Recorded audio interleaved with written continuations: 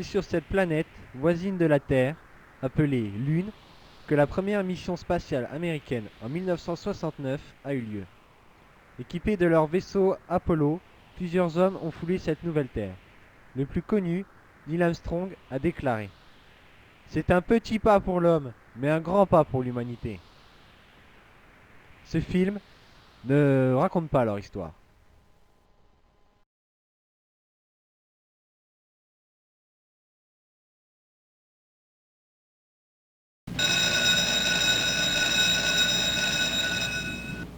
La fin de l'année scolaire venait de sonner. D'un pas décidé, Postkaka rentra chez ses parents et apprit la nouvelle. Il partait l'après-midi même, chez lui, tout seul dans le nord, pendant près d'un mois. Ses valises prêtes, il embarqua à bord de l'avion.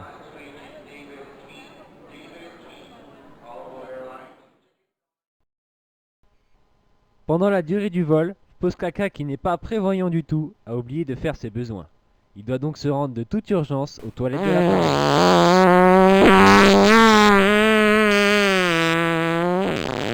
Mais soudain, un événement imprévu arrive. L'avion heurte un oiseau et commence sa chute, qui n'en finit plus.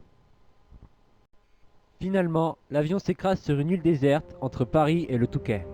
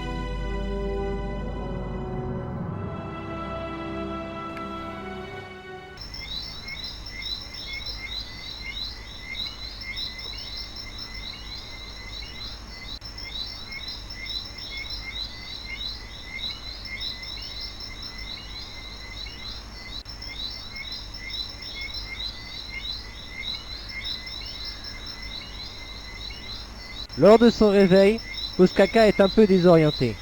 Il a du mal à se relever. Mais heureusement pour lui, il n'a pas de grosses blessures. Il met longtemps à reprendre ses esprits et s'aperçoit ensuite qu'il est le seul et unique survivant du crash de l'avion.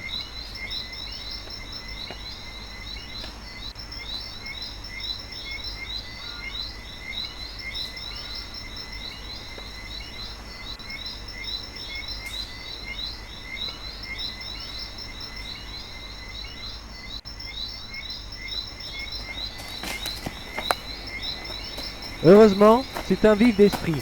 Grâce à son intuition et à son instinct de survie, il va se poser tout de suite les bonnes questions. Où je suis? Ensuite, il va faire ses premières découvertes avec la forêt. Ouais, j'ai trouvé un bout de bois.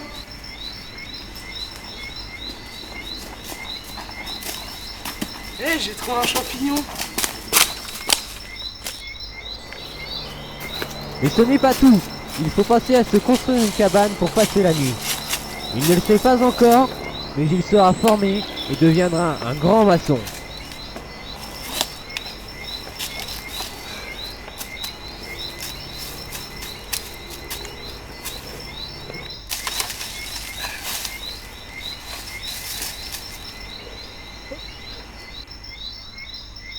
La nuit s'est bien passée, mais au matin, Postkaka est confronté à un monstre.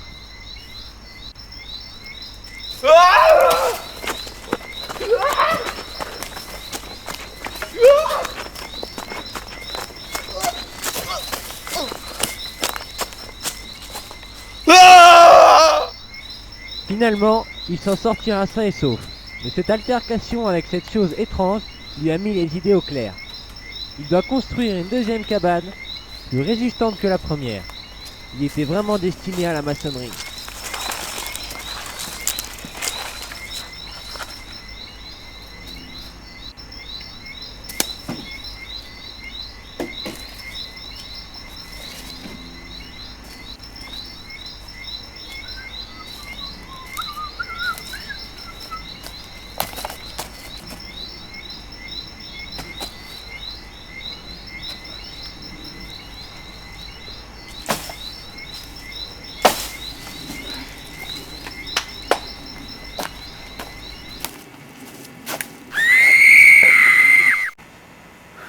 Enfin fini cette deuxième cabane.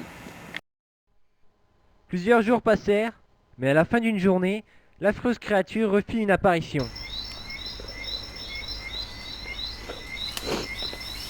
Ce qui effraya Postkaka.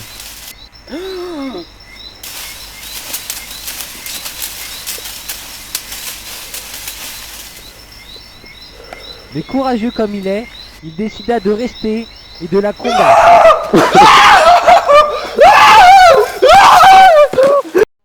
Une fois de plus, Postkaka aura la bonne remarque. Je crois que c'est une forêt hantée. Cette fois, c'en est trop. Postkaka décide de partir pour essayer de trouver un chemin qui le ramènera sur la voie du retour à sa maison dans le nord. Shines down upon you. May it be when darkness falls. Il marchera pendant des heures qui lui paraîtront des journées entières. You walk alone. Oh, how far you are from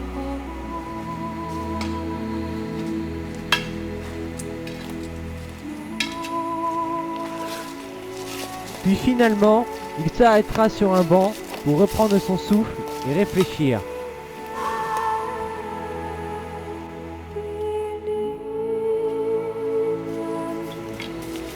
Et par la suite, il reprendra le chemin et continuera à marcher de nouveau pendant plusieurs heures.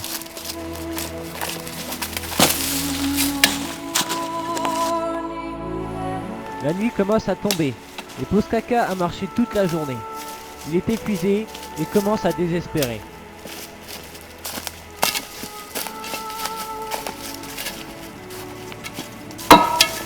Il dormira jusqu'au lendemain matin, où poussé par sa combativité, il reprendra le chemin. Mais la créature est là.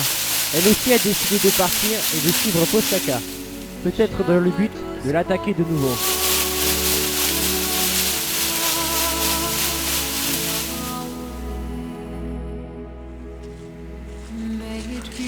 Postkaka ne renoncera pas. Poussé par l'envie de revoir sa planche à voile, il continuera sa route qui le mènera peut-être dans des lieux plus sûrs. Mais une chose est certaine, Postkaka n'est pas seul dans cette forêt. La chose est toujours là et le suit comme son ombre. Alors Postkaka, réfléchis bien. Si tu reprends l'avion un jour, choisis un vol où il n'y aura pas d'île entre Paris et le Touquet. more.